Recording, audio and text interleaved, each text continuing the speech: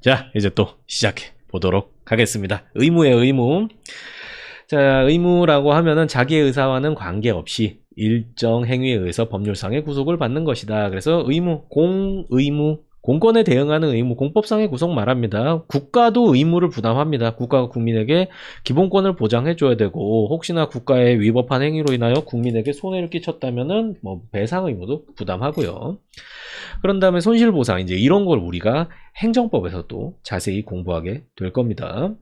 그 다음에 개인적 공의무, 우리가 국가에다가 지는 의무로 납세 의무. 우리는 의무 많죠. 세금 내야지, 군대 가야지, 교육은 시켜야 돼요. 교육 시켜야 될 의무입니다. 여러분이 이제 애기 낳고 그러면은 이제 애 교육 시켜야 됩니다. 교육은 권리자 의무예요. 그래서 애들 아니 뭔 교육이야 하면서 이제 초등학교도 안 보내고 이제 집에 처박아 뒀다라고 하면은 부모님이 형사처벌을 받습니다. 그리고 근로도 권리자 의무죠. 그래서 사람은 일을 해야 되니까 제가 저도 학교 다닐 때는 맨날 놀았으면 좋겠다 막 생각했는데, 근데 제가 해보니까 살아보니까 근로가 굉장히 중요해요. 일하는 게 중요해요. 물론 이제 그 일의 스타일이 어떤 거냐. 저는 막 구속받고 막 이제 이런 건 좀 못하겠거든요. 근데 이제 제가 뭐 생각해가지고 이렇게 막 만들고 이제 그런 거는 좀 좋아하니까 이제 저는 이게 잘 맞는 것 같습니다. 그다음에 환경보전 의무. 여러분 아무도 안 지키는 환경보전 의무. 재산권 행사 공공복리 적합 의무. 재산권이 있어야 공공복리에 적합하게 하지. 나는 있는데 죄송합니다. 자, 농담이고요. 농담이고요. 나 요즘 왜 이러지? 왜 이렇게 자꾸 심술을 내지? 자, 그 다음에 이제 사의무입니다. 사건에 대응해서 발생하는 의무다라고 해서 이제 뭐 우리들이 계약을 체결했다라고 하면은 그런 충분한 의무가 있죠. 그런 다음에 이제 불법행위 뭐 법률의 규정에 의해서 발생한다. 요게 그래서 요렇게 생각하시면 돼요. 계약에 의해서 권리 의무가 발생하고요. 법률에 의해서 권리 의무가 발생하고 요 두 개 딱 생각하시면 돼요. 그래서 만약에 뭐 전혀 남남이라고 하더라도 우리 서로 간에 계약을 체결한다라고 하면 그 계약 내용대로 권리 의무가 발생하는 거고, 그리고 서로 계약을 체결하지 않았더라도 일정한 경우에 한쪽에 채권이 생기고 한쪽에 권리가 생기고 한쪽에 의무가 생기는 경우가 있어요. 예를 들어서 교통사고 같은 거 생각해 보세요. 갑자기 운전하고 가다가 실수로 누굴 치었다라고 하면 그 피해자는 뭐 운전자와 계약을 체결한 건 아니잖아요. 하지만 사고가 나는 순간 민법 750조에 의해서 이제 그 피해자한테 손해만큼의 배상을 해달라고 할 수 있는 권리가 딱 생기는 거고, 가해자한테는 의무가 뿅 하고 발생하는 거예요. 그래서 권리의 발생 원인은 요거 두 개입니다. 계약 아니면 법률. 계약 아니면 법률. 여기 조금 가렸는데 보이시죠? 법률. 자, 그리고 이제 재산법상 의무, 가족법상 의무 등이 있으면 내용에 따라서 작불수급 이렇게 기억하시면 돼요. 작불수급, 작위, 부작위, 해야 될 의무, 하지 말아야 될 의무, 그리고 뭐 줘야 될 의무, 대부분 돈입니다. 그리고 수인 의무, 참고 견뎌야 되는 거, 뭐 주사 맞고 참아라, 뭐 이제 이런 것들, 그런 겁니다.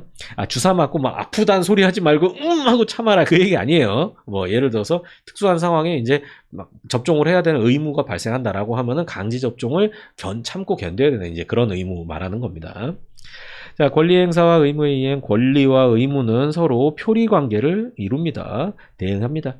사법 관계, 공법 관계 다 권리 의무는 서로 대응하는 것이 원칙입니다. 근데 형성권 등이 있기 때문에 반드시 그러한 건 아니에요. 역시 원칙과 예외로 생각하시면 돼요.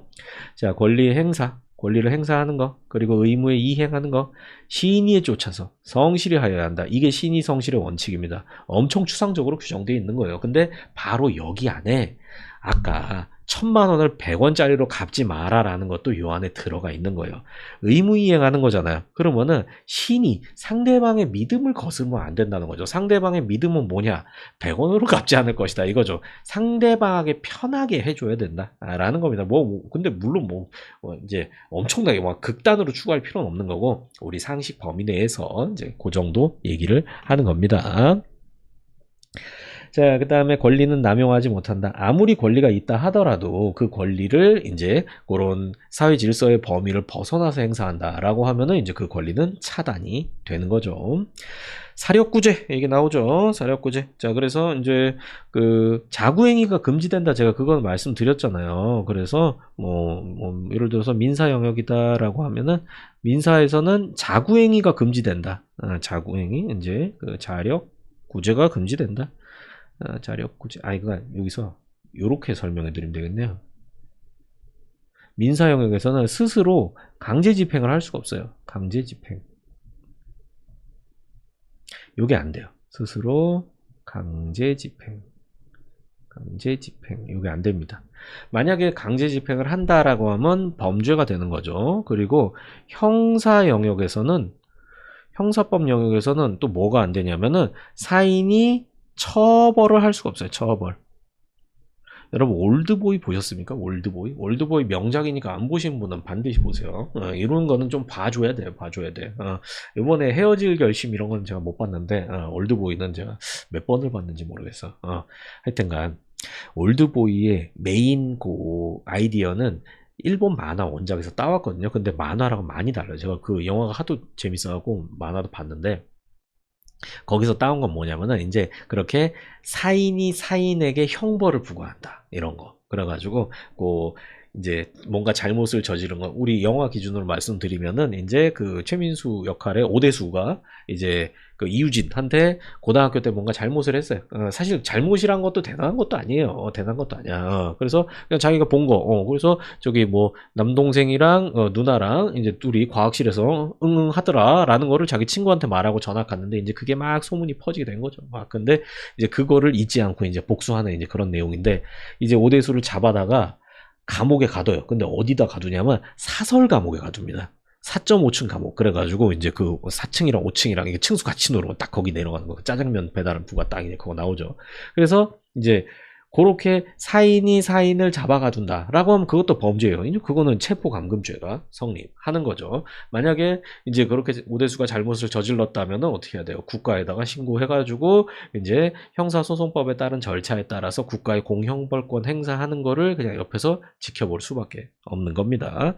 그 다음에 또 행정영역인데 이 행정영역은 조금 다른 게 행정영역은 요거는 사인 측면하고 국가 측면하고 좀 달라요. 사인하고 국가하고 달라요. 그래서 사인은 강제 집행이 불가능하거든요. 강제 집행이 여전히 강제 집행이 불가능하죠. 그러니까 예를 들어서 국가가 나한테 뭔가 돈을 줘야 되는데 안 준다라고 하면은 국가한테 가가지고 뺏어갈 수가 없어요. 없어요. 근데 여기 특이한 게 뭐냐면은 국가 측에서는 일정 영역에서 강제 집행이 가능해요. 강제 집행이. 만약에 우리가 세금을 안 냈다라고 하면은 법원에서 강제 집행하는 거 말고 그 세금을 부과하고 부과받는 당사자 사이 일방인 국가에서 뺏어가요. 강제 집행을 할 수 있어요. 이게 이제 행정의 우월성을 인정한 특권을 그런 인정하는 겁니다. 여기서 이제 이렇듯이 행정 영역에는 이런 특수성이 있어가지고 그래서 또 조금 어렵게 되는 거고 공부할 게 많은 거죠. 이제 우리는 본강의 가가지고 다 배울 거예요. 제가 뭐 쉽게 알려드릴 테니까 걱정하실 필요 없어요. 그냥 수업만 잘 따라서 오시고 그리고 문제 잘 풀고 이렇게만 하시면 됩니다. 자, 그런 다음에 넘어가 봅시다. 권리의무의 주체, 사람입니다. 자, 여기서 이제 사람, 자연인과 법인의 개념이 나오죠. 자연인, 우리 같은 휴먼, 제가 초반부에 살짝 말씀드렸죠. 자, 우리 같은 휴먼은 출생과 동시에 권리 능력이 인정되고 생존한 동안 권리 의무의 주체가 되고 사망하면 이제 권리 의무가 없어지겠죠. 근데 공권 같은 경우에는 일정한 범위 내에 자에게만 인정되기도 합니다. 그거 예를 들어서 한 살짜리도 물건에 대한 소유권을 행사할 수 있는 거예요. 뭐 그건 누가 대행해서 행사해 주겠지만 그리고 뭐 오늘 내일 하는 뭐 99세 할머니도 당연히 소유권의 주체가 될 수 있는 겁니다. 근데 공권 같은 경우에는 이렇게 주민등록 생각해 보세요. 만 17세 이상 이제 여러분은 대부분 다 이거 발급 받으셨겠죠. 선거권 같은 경우에는 만 19세, 뭐 이거 만 18세로 이렇게 낮추고 이제 그러잖아요. 이제 그런 것들. 형법상 책임 능력 지금 이것도 뭐 낮추자 말자 하고 있는데 아직은 개정이 안 됐으니까 14세 이제 그렇게 됩니다. 그 다음에 이제 법인인데요. 자, 사람의 집단이나 재산의 집합에다가 법적 인격이 부여된 것을 법인이라고 합니다. 사람이 모여있는 것을 사람의 단체, 사단법인, 제3의 단체, 재단법인 이런 단어를 알고 나서 여러분이 이렇게 길을 가면서 보면은 이런 단어들이 보일 거예요. 세상은 법으로 구성이 되어 있거든요. 그런데 그건 아는 만큼 보이는 거죠. 공법인, 사법인 이건 뭐 나중에 되면 또 디테일하게 배울 거고 영리법인, 비영리법인 이거 영리 추구하냐 추구하지 않느냐 이제 이런 겁니다. 뭐 또 보통의 병원들은 비영리법인이에요. 그렇다고 아예 공짜로 해준다 이게 아니라 그 의료를 통해서 막 수익을 창출하고 막 이익을 배분하고 그런 그렇게는 못하고 그냥 자기 병원 유지하고 그리고 뭐 좀 그 병원 유지 발전할 수 있는 그 정도만 이제 돈을 영리 활동을 할 수 있도록 그렇게 딱 막아놓는 걸 비영리 법인이라고 합니다. 완전 뭐 다 공짜로 한다 그런 얘기는 아니에요. 자, 법인 제도를 조금 공부를 해 보자면요. 이렇게 생각하시면 돼요. 만약에 제가 사업체를 하나 해요. 뭐 야채 가게를 합시다. 야채 가게를 제가 막 하는데 야채를 팔다 보니까 장사 겁나 잘 돼. 예, 그래서 이제 아직까지 제가 이제 개인적으로 이제 야채 가게 한다 그러면은 이 사회에서는 이 대한민국에서는 이렇게 수익 활동을 하려면은 그 사업자 등록을 해야 돼요. 개인 사업자로 사업자 등록을 해야 돼요. 그러면 이제 사업자 등록하면 사업자 등록은 사실 세금 때문에 하는 거예요. 사업자 등록 안 하고 물건 팔아도 사실 되거든요. 근데 이제 그렇게 하면은 이제 과세관청에서 알 수가 없으니까 이제 물론 그러니까 어떤 거냐면은 그냥 만약에 여러분이 진짜 아침에 김밥 말아가지고 역 앞에서 한 두세 줄 팔고 그냥 끝낸다 뭐 그 정도면은 사실 과세관청에서 관여도 안 해요. 관여도 안 해. 엄밀하게 법적으로는 그런 것도 뭐 사업자 등록하고 해야 되긴 하겠지만 이제 그게 워낙 이제 소액이고 하다 보니까 별로 크게 이제 그렇게 관여를 안 하는 거죠. 근데 만약에 제가 뭐 이제 야채 가게를 막 크게 한다라고 하면 이제 사업자 등록을 합니다. 사실 사업자 등록을 왜 해야 되냐면은 카드 단말기 설치하고 뭐 이제 이런 것 때문에 해야 됩니다. 세금 내고. 근데 이제 자 사업자 등록을 한다고 하더라도 주체는 저예요. 사업의 주체는. 그렇기 때문에 만약에 야채를 팔아요. 돈을 제가 10억을 벌었다고 해봅시다. 10억 누구 거예요? 제 겁니다. 제 거. 온전히 제가 제 맘대로 다 쓸 수 있어요.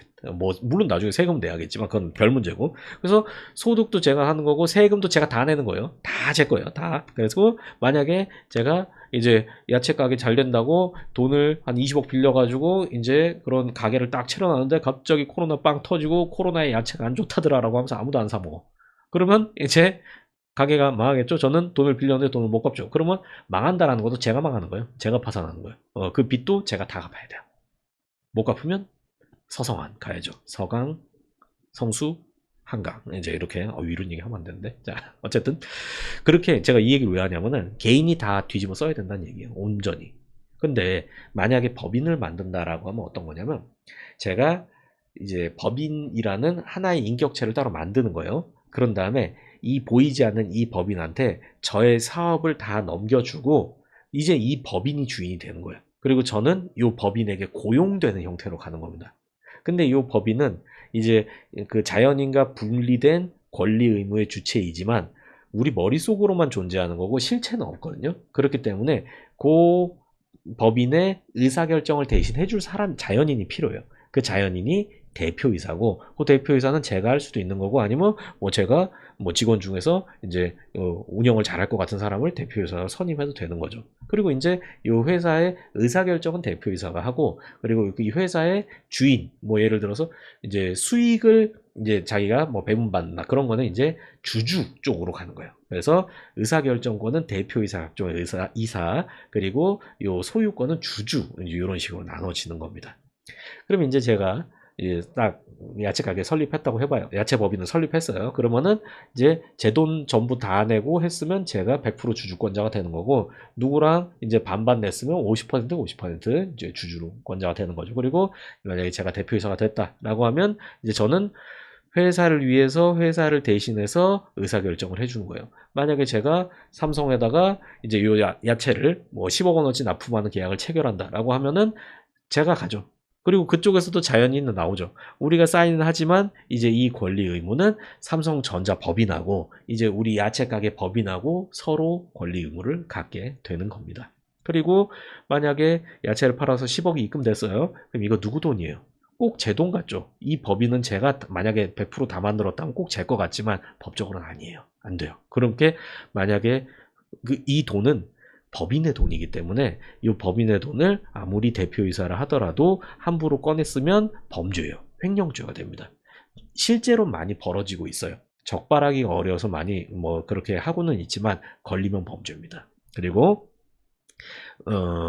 만약에 제가 이제 이 회사에다가 이제 좀 불이익한 뭔가 이제 그 대표 행위를 한다. 그러면 그거는 배임죄가 되는 거예요. 예를 들어서 제가 요 회사에서 받을 수 있는 월급도 사실 그 제한이 이제 있어요. 그러니까 제가 그 회사에서 회사 돈을 더 많이 빼쓰고 싶은 거야. 근데 그냥 꺼냈으면 횡령죄야. 그래가지고 뭐 이런 식으로 하는 거죠. 제 다른 사람이랑 이제 이 법인이랑 다른 법인이랑 이 계약을 체결하는데 이 법인한테 엄청 불리한 계약을 체결하는 거예요. 그래서 이 법인이 돈이 나가면은 그 돈 나중에 나한테 들어오는, 내 개인한테 계좌에 들어오는 그런 계약 체결한다 라고 하면 저는 회사에 대해서 배신행위, 법인에 대한 배신행위란 거잖아요. 그러면 그런 건 배임죄로 규율합니다. 제가 이런 거 이제 말씀드리는 게, 그리고 만약에 좀 더 생각해 봅시다. 법인을 만들었죠. 고용을 한다면은 예전에 개인 사업자였을 때는 저와 대상자가 고용계약을 맺는 거라면 법인을 설립하고 나면 이제 이 법인하고 직원하고 고용계약을 맺고 법인한테 월급을 받는 거예요. 제가 대표이사를 하더라도 저는 이 법인의 직원 중에 대가리일 뿐이지 이 법인을 뭐 제가 소유하고 있다거나 막 그런 개념이 아닌 거예요. 의사결정을 대신해주고 그거에 따라서 그 월급을 받는다. 이런 개념이 되는 겁니다. 근데 이제 이 법인이 왜 좋은 거냐면은 만약에 아까 개인 사업자가 상태에서 파산하면 개인이 다 갚아야 된다 했잖아요. 근데 법인을 설립하고 영업을 하다가 법인이 장사가 잘 안 돼요. 그러면은 법인 파산하면은 어떻게 되냐? 내가 투자한 돈만 날리면 끝이에요. 그러니까 예를 들어서 제가 법인에다 1억 원을 투자해서 설립을 했어요. 근데 이 법인이 어디서 100억 원을 빌려가지고 사업을 하다가 망했어요. 그러면 저는 제가 투자한 1억만 손 털면 끝이에요. 어마어마하죠. 그러니까 실제로 이런 법인 제도를 악용해서 그렇게 막 돈을 들고 나르고 이제 그런 경우도 생기는데, 법인 제도가 장점도 많은 대신에 책임을 제한해 주는 게 그게 장점인데, 책임을 제한해 주는 게 그게 또 단점으로 작용하기 때문에 이제 그런 걸 막기 위해서 각종의 제도적 장치, 아까 말씀드렸던 뭐 횡령이나 배임죄 같은 것도 이제 그런데 적용이 되는 거죠. 그리고 또 이제 국가나 지자체도 법인이다. 여기까지 알아두셔야 됩니다. 그래서 대한민국이란 건 사실 실체는 없잖아요. 근데 그 대한민국이란 건 뭐 영토와 이제 그런 국민과 그리고 보이지 않는 그 주권이라는 의사결정 권한으로 구성되어 있는 그 국가. 근데 국가의 의사를 누가 대신 결정해요? 대통령이 일부 하고, 그리고 국회에서도 하고, 그리고 뭐 대법원 등의 각종의 사법부나 각종의 기관에서 다 나눠서 국가 의사를 결정하고 집행을 하고 있는 거다. 이렇게 생각하시면 돼요. 그래서 이 법인 개념이 법학을 공부하는 데 있어서 필수예요. 가장 기초가 되는 필수예요. 그러니까 여기에 대해서는 여러분이 지금까지 살아왔던 경험이나 들어왔던 지식이나 그리고 제가 말씀드리는 거 이런 걸 고려해가지고 여러분이 나름대로 개념을 잡아 놓으셔야 돼요. 그러면 나중에 공부가 술술 될 겁니다. 자, 이제 권리의무의 객체 가봅시다. 아이고, 좀 마시고요. 유체물, 무체물. 이건 읽어보시면 알겠죠? 형체가 있는 거, 없는 거. 이런 용어들 다 알아놓으셔야 좋아요. 자, 권리 의무의 취득입니다. 원시 취득. 종전의 권리 의무에 관계없이 새롭게 독자적으로 취득하는 것. 제일 기본적인 게 이거예요. 만약에 세상에 없던 건물을 새로 지었다라고 하면은 그 건물은 완전 깨끗한, 누구도 갖지 않은 깨끗한 건물을 내가 처음으로 딱 갖는다라는 거. 그런 게 이제 원시 취득이 됩니다. 무주물 선정, 아무도 갖지 않고 있던 이제 바다에 떠다니는 물고기를 제가 탁 잡았다. 그러면 이제 제가 처음 소유권자가 되는 거죠. 제 거. 그런 거. 취득시효 취득 이런 것들은 전에 권리자들이 있잖아요. 근데 그런 거 무시하고 새로운 권리가 생겨난다. 그런 개념으로 원시 취득이 되는 겁니다. 자, 그리고 상대적 취득, 승계 취득. 요 단어가 좀 직접 와닿죠. 자, 이전적 취득. 이전 주체 가졌던 권리 의무 취득이니 그대로 승계하는 거. 아까 자, 갑의 땅에 제가 지상권을 설정해 놓고 갑이 부동산을 을한테 팔았다. 그러면 그 을은 갑이 가지고 있던 소유권, 즉 저의 지상권의 부담을 받는 부동산 소유권을 취득하게 되는 거죠. 그게 이전 취득입니다. 그리고 설정적 취득은 권리 설정하는 거예요.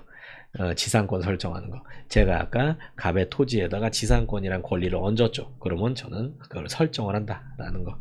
자, 그다음에 포괄승계와 특정승계라는 개념인데, 포괄승계는 전체가 통으로 이전되는 거고, 특정승계는 개별적으로 넘기는 거다 생각하시면 되겠습니다. 그래서 포괄승계 사유 상속, 합병 이런 거 생각하시면 돼요. 특정승계는 뭐 매매 생각하시면 되겠고요.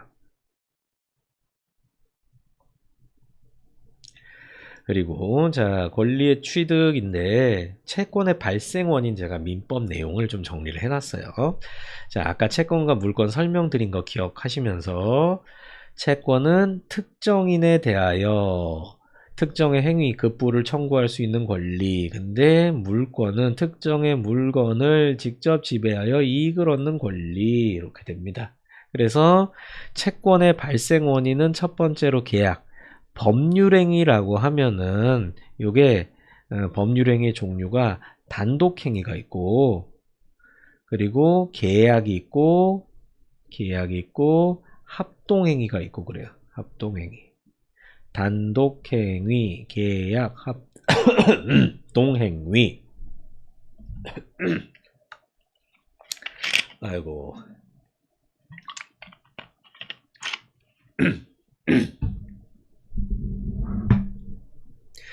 그래서 뭐 대표적인 요 법률행위 중에서 단독행위 혼자 해도 권리의무 발생하는 게 있고, 여러 명 같이 해야 권리의무 발생하는 게 있는데, 대표적인 요 계약은 서로 마주보고 하는 거예요. 마주보고 서로 이제 마주보고 그런 반대되는 의사 표시의 합치, 이렇게 이야기를 합니다. 근데 그 계약 중에서도 가장 대표적인 계약이 매매 계약이다. 이렇게 착착 내려오면서 생각하는 거예요.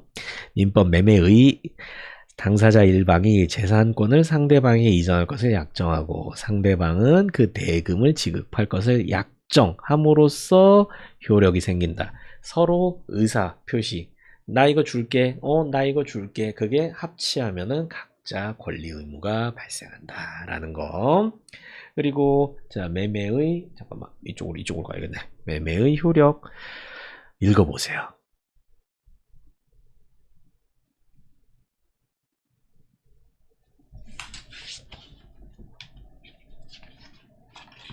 법에는 요 정도로만 이렇게 써 있는 겁니다. 그리고 2항에 저거 뭐라고 불렀어요? 동시이행 항변권이라고 불렀죠. 그런 것들이 이제 살살 보이셔야 됩니다. 자, 그런 다음에 증여 말씀드렸죠. 이거는 일방이 무상으로 재산 상대방 수여하는 의사 표시. 상대방은 이를 승낙만 하면 돼요. 그러면 효력이 생기는 겁니다. 그리고 이제 민법 요 뒤에는 아까 제가 말씀드렸던 뭐 서면 언제든지 취소할 수 있는데, 서면에 의한 건 특별한 사정 없는 한 취소하지 못한다. 이런 내용들이 있는 겁니다. 핵심적인 조항만 가져왔어요. 자, 그리고 임대차입니다. 임대차도 한번 읽어보세요. 당사자 일방이 상대방에게 목적물을 사용 수익하게 할 것을 약정하고, 그러니까 이제 이 목적물은 부동산일 수도 있고 동산일 수도 있는 거죠. 아까는 제가 부동산 말씀드린 거고, 상대방이 이에 대하여 차임을 지급할 것을 약정함으로써 효력이 생기는 겁니다. 임대인의 의무, 임차인의 상환 청구권, 이런 권리들이, 의무, 권리, 이런 것들이 서로 맞닿게 되는 거예요. 더 디테일한 것들은 뭐 많이 이거 조항에 이제 있으니까 이런 거 한번 이런 게 있구나 구경하는 차원입니다, 지금은. 자, 이제 불법행위 손해배상이에요. 불법행위 손해배상. 750조 아까 자동차 사고 관련해서 말씀드렸죠.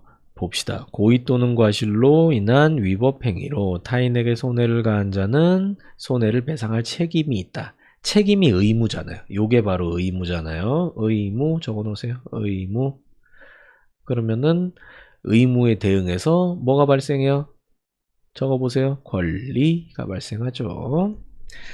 자, 그리고 여기 요런 것들은 복습하면서 한 번씩 읽어보세요. 요 사용자 요런 뭐 재산 이후의 손해배상, 정신적 고통, 뭐 위자료 이런 게 여기 나오는 거고요. 명예를 해해도 손배 책임이 있고요. 생명침해, 위자료 여기 나오고, 사용자 배상 책임, 사용자 책임, 공작물 책임 이런 것들은 우리가 행정법 가서도 또 나오거든요. 그러니까 이런 걸 한 번씩 지금 읽어 보셔야 돼요. 자, 그 다음에 이제 사무관리랑 부당이득입니다. 사무관리. 이것도 우리 행정법 가면 또 나오게 되는데, 그때 가서 설명드리겠지만, 지금은 이제 구경 시간이니까. 자, 의무 없이 타인을 위하여 사무를 관리하는 자는 그 사무의 성질에 조차 가장 본인에게 이익되는 방법으로 관리하여야 한다. 본인의 의사를 알거나 알 수 있을 때에는 그 의사에 적합하도록 관리해야 되고요. 자, 관리자가 이게 위양에 위반하여 사무 관리한 경우에는 과실 없는 때에도 이로 인한 손해를 배상할 책임이 있다. 이 사무 관리가 뭐냐면은 의무 없이 남의 일을 대신해 주는 거예요. 그러니까 쉽게 말해서 오지랖을 부리는 거죠. 예를 들어서 제가 뭐 이제 재래시장에서 야채 장사를 하고 있어요. 근데 이제 옆에 횟집이 있어요. 근데 횟집 아저씨가 갑자기 뭐 화장실 갔는지 자리를 비웠는데, 근데 손님들이 와갖고 앞에서 왔다 갔다 막 하고 있어요. 그러면은 이제 제가 가가지고 이제 대신 장사 팔아주는 거죠. 뭐 예를 들어서. 그러면서 아유 뭐 때문에 오셨어요? 그러니까 뭐 광어 한 마리 떼러 왔대요. 뭐 광어랑 뭐 광어 한 마리. 그래갖고 거기 보니까 광어가 3마리에 3만 원이에요. 3만 원. 근데 제가 아가씨 예쁘시네 하면서 뭐 광어 제가 1만 원에 드릴게요 하면서 1만 원에 팔아버린다. 라고 하면 여기 보세요. 본인에게 이익되는 방법이 아니죠. 아저씨가 응가하고 와가지고 저한테 승질 낼 거 아닙니까? 뭐 왜 남의 장사 망치냐고. 그러니까 본인에게 이익되는 방법 3만 원에 팔아줘야 돼요. 그리고 중요한 건 뭐냐면은 이걸 안 하면 돼요. 사무관리는 안 하면 돼요. 오지랖은 안 부리면 돼요. 그러니까 그냥 저기 뭐 손님 그냥 가든지 말든지 나한테는 법적인 의무는 없는 거예요. 근데 여기 그래서 법에서 말하는 건 뭐냐면 개입 안 해도 되고 하지 마. 근데 만약에 네가 오지랖을 부렸으면 똑바로 해. 이런 식으로 규정되어 있는 거예요. 똑바로 하라고. 여기 나와 있죠. 그리고 부당이득으로 넘어갑시다. 자, 법률상 원인 없이 타인의 재산 또는 노무로 인하여 이익을 얻고 이로 인하여 타인에게 손해를 가한 자는 그 이익을 반환하여야 한다. 역시 이것도 의무잖아요. 그러니까 그에 대응하는 권리가 생기겠죠. 부당이득 뭐 예를 들어서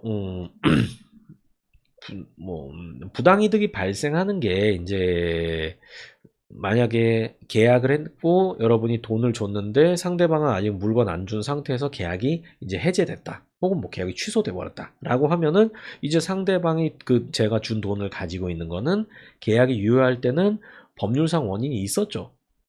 예를 들어서 제가 100만 원짜리 물건 산다 그러고 100만 원 입금했는데 아직 물건을 못 받은 상태다.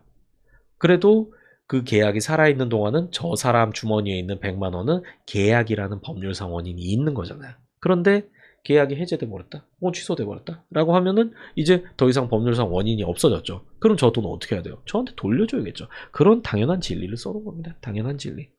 그래서 자, 여기 이제 부당이득 관련해서 또 대표적인 게 이제 차고송금 사례가 있어요. 차고송금 사례. 잘못 입금하는 거죠. 돈을 만약에 A한테 입금을 해야 되는데 B한테 입금을 한다. 그러면은 이제 나는 A한테 물건 사고 이제 내가 계좌번호만 이렇게 눌러가지고 이제 A한테 보내려고 그랬는데 숫자 하나 틀리니까 또 마침 누가 있어서 B한테 띡 입금됐다. 이제 이런 게 차고송금이란 말입니다. 차고송금이 제가 또 썰이 있습니다. 또 누구랑 우리 주얼리 형님하고 또 있습니다. 자, 들어보세요. 우리 주얼리 형님이 전에 오셨죠. 전에 되게 고마워 하시더라고요. 그 수험생분들이 반겨주셨다고 되게 좋아하시더라고요. 다음에 제가 아예 여기 초대석으로 한번 앉혀놓도록 하겠습니다. 하여튼간 우리 주얼리 형님 이거 전에 그 얘기 이어지는 거예요. 자, 거기 김해에서 보석 싹 들고 나른 이제 그 사람 해가지고 이제 막 소송하고 뭐 이제 이러고 있었죠. 그런 다음에 이제 그 김해 매장을 계속 운영하긴 해야 되잖아요. 우리 형님한테 거기 이제 영업권이 있으니까. 그래가지고 이제 다른 사람을 고용을 했어요. 그런 다음에 이제 그 사람이 그래도 그나마 성실하게 해가지고 이제 막 일을 막 이제 하고 있었습니다. 근데 이제 그러고 나서 한 달이 지났어요. 그래서 이제 우리 형님이 거기다가 이제 그 정산금을 이제 입금해 줘야 되는 이제 그런 상황이 됐어요. 그래서 이제 돈을 입금하면서 이제 우리 형님이 각 대리점에다가 이제 뭐 줘야 될 돈을 이렇게 입금하면서 그 김해 대리점에다가 이 양반이 무슨 일을 하셨냐면 아직까지는 그 절도범 아줌마의 그 계좌가 거기 전산상에 남아있던 거예요. 근데 이 사람이, 이 양반이 그걸 생각을 못하고 무슨 전화하면서 이제 이걸 처리하고 있었대요. 전화하면서, 여기 정신 팔리니까, 해가지고 그 옛날 그 아줌마 계좌에다가 돈을 넣은 거야. 얼마를? 그러니까, 입금하고 나서 이제 저한테 바로 전화 와가지고 이거 어떡하냐고 그러는데 어떻게 이걸 어떻게 진짜 미쳐버리겠죠 진짜. 그럼 이게 차고 송금 하면은 못 받아요. 못 받아. 이게 법적으로 그렇거든요. 만약에 그러니까 아줌마 개이득이지. 차고 송금하고 나면은 만약 그 받은 사람이 이건 자기 돈이 아니라는 거 알잖아요. 근데 그걸 함부로 쓴다라고 하면 그거 횡령죄라고 대법원 판례가 있거든요. 그런데 현실적으로 그걸로 처벌하기 되게 어려워요. 되게. 그래서 이거 이제 어떻게 해결해야 되냐면 차고 송금 은행에 전화하면 될 것 같죠? 안 돼요. 은행 직원은 그런 권한이 없어요. 제가 만약에 은행 직원이 저 돈 잘못 보냈으니까 저 빼서 저 돈 돌려주세요 하면 은행 직원이 그거 할 수 있으면은 저는 그냥 은행 직원 할래요. 그냥 은행 직원 한 명만 속여서 이렇게 해도 되고 그럴 필요 뭐 있어. 내가 시험 봐갖고 은행 들어가면 되지. 근데 차고 송금 하면서 제 돈에다가 이재용 계좌에서 제 돈으로 국가 계좌에서 제 돈으로 한 다음에 튀면 되지. 그러니까 그게 여기 봐. 난놀수리아님도 이런 생각 하시잖아요. 뭐 잘못했다는 게 아니라 그렇게 될 것 같잖아요. 안 된다고. 근데 은행엔 그런 권한이 없어요. 그럼 이거 어떻게 해야 되나? 이거 재판해야 돼요. 재판밖에 없어요. 재판밖에. 그래서 소송 걸어가지고 이제 판결로서 야 이거 차고 송금이니까 이제 이렇게 돌려줘라라고 하면은 이제 거기서 이제 강제 집행으로 이제 이렇게 나가는 겁니다. 근데 자 우리 뭐 또 어떻게 됐을 것 같아요? 소송하면 뭐 돌려줄 것 같아요? 아니지 우리 주얼리 형님인데. 그래서 자 제가 이건 말씀을 드렸죠. 단순한 거다 형님. 단순한 겁니다. 단순한 거니까 이거는 변호사도 필요 없고 법무사도 필요 없고 그냥 행정사 정도로 해가지고 요 서류만 이렇게 집어넣게 합시다라고 해서 이제 이렇게 행정사 이렇게 해가지고 소송을 걸었어요. 소송 걸었어. 이제 그러니까 근데 이제 뭐 형님 바쁘고 저도 막 바쁘고 하다 보니까 그걸 못 챙겼거든요. 근데 이게 소장이 뭐 오다가 어느 순간 문득 생각이 나가지고 형님 그거 어떻게 됐어요? 하니까 나도 알아봐야겠다 하면서 봤는데 소송이 취하되어 있는 거예요. 이게 뭐야? 그래서 제가 저랑 같이 이제 막 전자소송 이렇게 뒤져봤죠. 그러니까 뭐였냐면은 이 행정사 이 인간이 자기가 기일을 2번이나 놓쳐가지고 이게 취하돼 버린 거예요.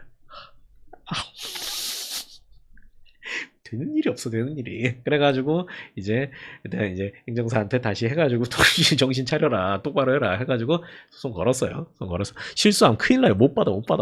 그런 다음에 이제 그 기일이 됐죠. 기일이 돼서 이제 우리 형님이 이제 법원에 출석을 했어요. 그러니까 거기 이제 이런 건 사실 재판으로 막 이렇게 할 쟁점이 없잖아요. 없잖아. 그냥 돈 잘못 보냈다. 뻔하잖아. 그러니까 이거는 판사님 볼 것도 아니야. 근데 이제 거기 기일 딱 잡혀가지고 이제 그걸 조정을 회부를 하셨어요. 판사님이. 그래서 이제 조정관 있고 그리고 우리 형님 출석했죠. 그리고 거기는 당연히 안 왔죠. 당연히 안 오지. 당연히 그냥 미루는 거야. 그래서 이제 우리 형님 가가지고 막 얘기를 했죠. 이래서 제가 잘못 보냈는데 저쪽에서 계속 오리발 내밀고 있다. 그리고 나는 다른 것도 피해자다 하니까 거기 조정관한테 얘기하고 있는데 이제 뒤에서 판사님이 판사실에서 듣다가 얼른 달려오시더니 누구시냐고 주얼리 형님 오셨나요? 막 하면서 이제 판사님이 이건 이렇게 하면 되니까 자기가 빨리 해주겠다고 빨리 해주겠다고 그러니까 이제 그렇게 하자라고 해서 이제 그렇게 판사님 막 뛰쳐나가고 이제 뭔가 이렇게 해주셔가지고 우리 형님은 다행이다 그나마 다행이다 이제 했는데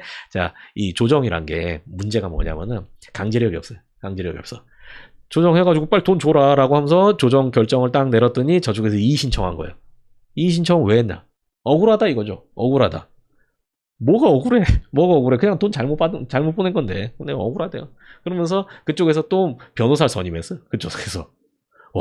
돈 줄 돈은 없으면서 줄 돈은 안 주면서 그 돈으로 변호사 선임한다니까요. 변호사 선임하면은 그거 뭐 한 300, 500 이렇게 할 거 아니야. 그러니까 이게 바로 악마의 사고방식이다 라는 거죠. 넌 절대 돈을 주지 않겠다 라는 거. 그래서 우리 형님도 또, 막 오지게 걸려붙네, 막 이제 바로 이거죠. 그래가지고, 이제 그쪽에서 이의신청했는데 이것도 이제 조금 지나가면은 결국 판결 나고, 그리고 이제 뭐 강제 집행하고 이제 이렇게 하게 될 겁니다. 근데 그 과정에서 이제 돈도 많이 녹고, 이제 그렇게 되니까, 그거 클릭 한번 잘못한 대가 치고는 어마어마하죠. 이겁니다, 이거.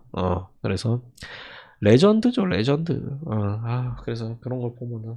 그러니까 진짜, 아니, 이 형님이 되게, 나름, 이것도 되게 기민하시고, 되게 참 다 잘하시는데, 이렇게 큰 건을 하나씩 하는지 몰라. 그래서 어떤 느낌이냐면, 형님이 막, 이 사람 참 답답한 사람, 이 느낌이 아니라, 삼재인가? 약간 이런 느낌이에요. 이런 느낌.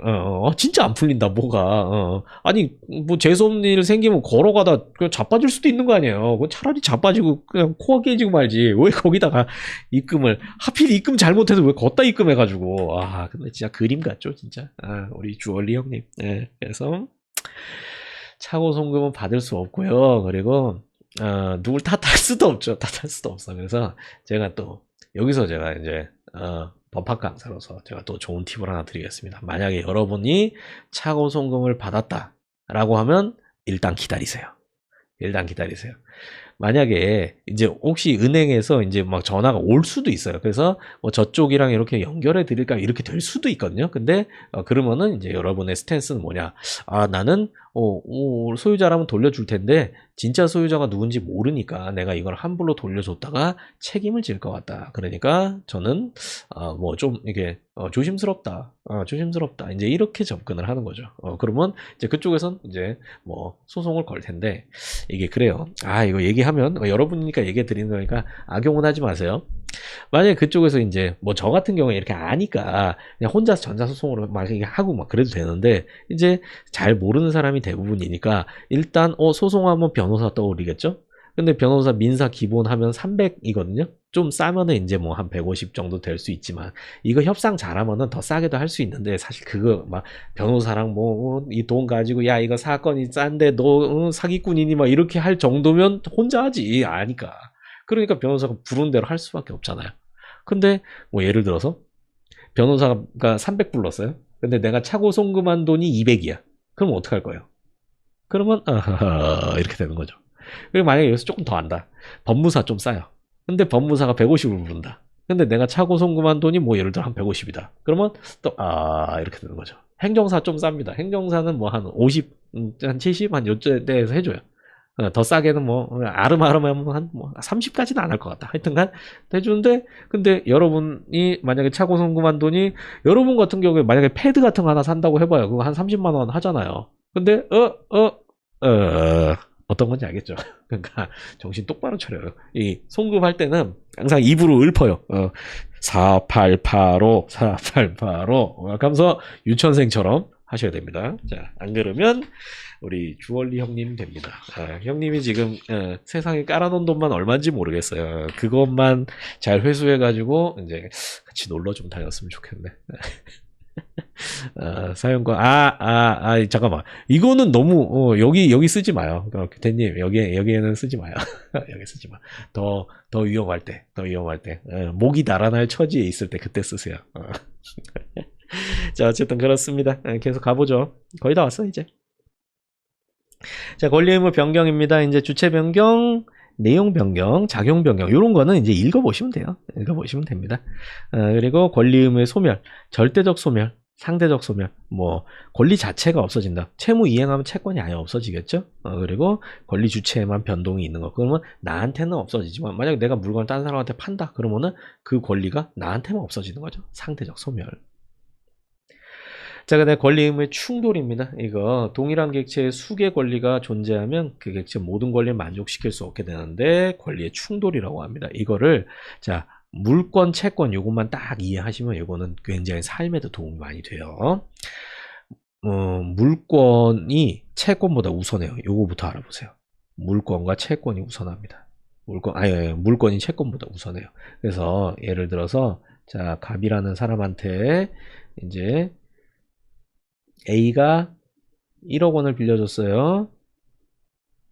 그리고 B가 1억 원을 빌려줬어요. 1억 원을.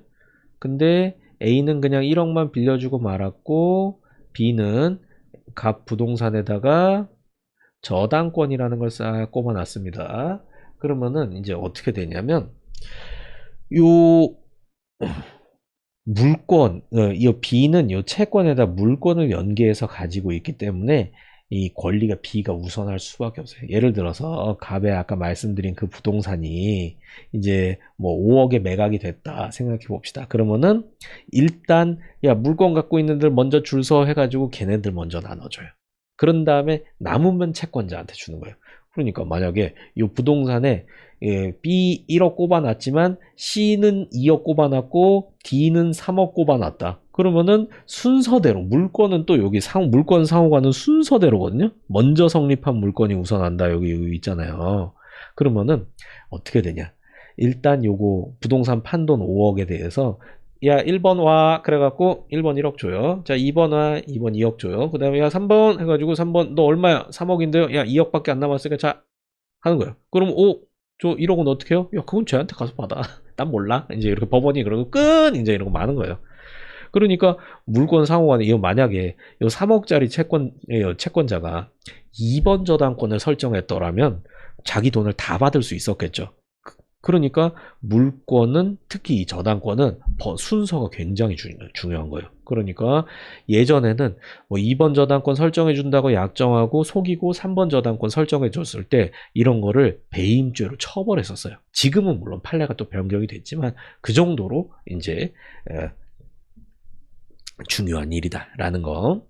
그런 다음에 자 이제 물권이 만약에 이제 없다고 해봅시다. 물권이 없으면 이제 채권이요. 만약에 A도 채권 1억만 가지고 있고 B도 채권 1억만 가지고 있다고 이렇게 가정해봐요. 그러면은 채권 상호간에는 우선순위가 없어요. 우선순위가. 그래서 갑 재산을 탈탈 털어보니까 갑 재산이 1억밖에 없어요. 근데 얘도 1억 달라고 그러고 얘도 1억 달라고 그래요. 둘 다 물권자가 아니에요. 물권 없어. 그러면 이때는 어떻게 하냐? 이땐 국룰 N빵으로 갑니다. N빵. 그래서 어떻게 받을 것 같아요? 0.5, 0.5 이렇게 받고 끝 이제 이렇게 되는 겁니다. 물론 뭐 끝이 아니라 어떻게든 갑을 마른 수건을 쥐어 짜내서 뭐 돈을 받으려면 받을 수도 있겠죠. 근데 이제 그 법원에서 이제 배당을 하고 그럴 때는 채권 상호간에는 우선순위가 없기 때문에 금액별로 N빵에서 탁탁 주는 겁니다. 그러니까 이제 여기서 또 교훈을 얻어야겠죠. 여러분이 누구한테 돈을 빌려준다 라고 하면은 반드시 물권의 담보를 받아야 돼요. 그래야 안전하게 최대한 이 돈을 지킬 수 있게 되는 겁니다. 뒤집어서는 제가 말씀드리지 않겠습니다. 자, 그렇게 하시고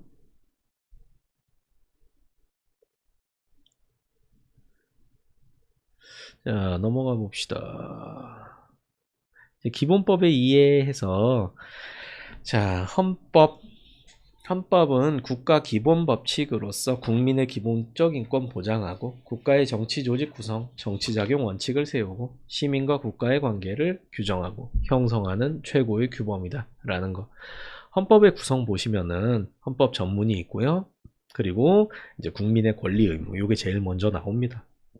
국민의 권리 의무. 그래서 이 헌법은 이제 국가 사용 설명서 같은 거예요. 그래서 대한민국은 무엇을 위해서 만들어졌고 그 목적을 달성하기 위해서 어떠한 시스템을 갖춘다라는 게 나와 있는 거예요. 그래서 이게 국가의 목적이에요. 제가 기본 강의 때도 물어볼 겁니다. 국가가 왜 존재하는가? 국가의 목적이 뭔가? 국민의 기본권을 실현시키기 위해서입니다. 물론 뜬구름 잡는 소리긴 해요. 자, 그 다음에 이제 그거를 잘 실현시키기 위해서 국가 시스템이 나오는데 그 중에서도 국민 대표로 구성된 국회, 그 다음에 정부가 나오고 우린 대통령제니까 대통령, 그리고 법원, 그리고 이제 그 외에 각종의 독립기구인 선관위 이제 이렇게 있고 그 다음에 지방자치제도 있고 뭐 이제 그 다음에 헌법 개정 관습헌법 관련해서 말씀을 드렸죠. 헌법상의 기본권은 이제 뭐 인간의 존엄과 가치, 이걸 가장 기본으로 해서 인간 존엄 가치와 행복 추구권, 이제 요걸 베이스로 합니다. 그래서 이제 거기에다가 평등권을 붙여요. 평등권. 사람은 다 통용되고 같은 것은 같게 다른 것은 다르게 요 기반 위에 각종의 기본권들이 만들어지는 인정이 되는 겁니다. 자유권 중에서 뭐 생명권 그리고 그 생명권이 가장 소중하죠. 그 다음에 이제 신체에 관한 권리 그리고 신체의 자유 해가지고 함부로 구속당하지 않고 그리고 적법 절차에 따라서 이제 그 적법 절차 원리라는 게 나오고 죄형법 정주의 이런 것도 있습니다. 그런 다음에 정신의 자유가 있어요. 그래서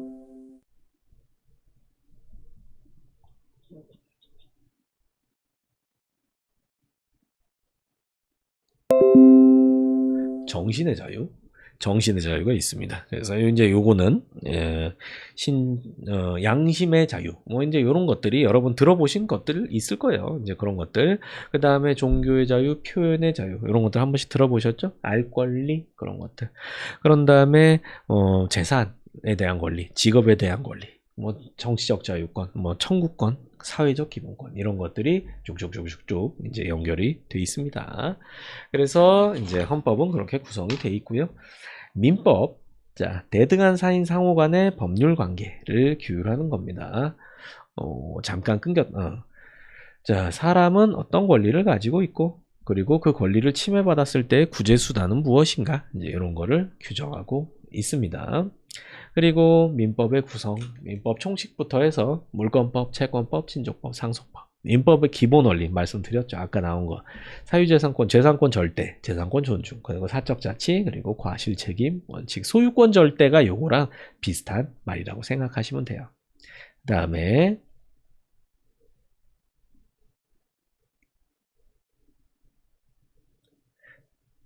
형법, 행정법이 남았네요.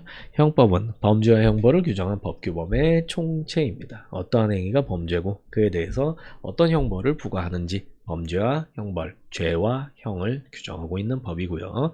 형법 구성은 총칙하고 형법 가칙과 각종의 형사특별법, 뭐 폭처법, 특가법, 뭐 아니면 성매매 특별법, 뭐 이런 것들이 있죠.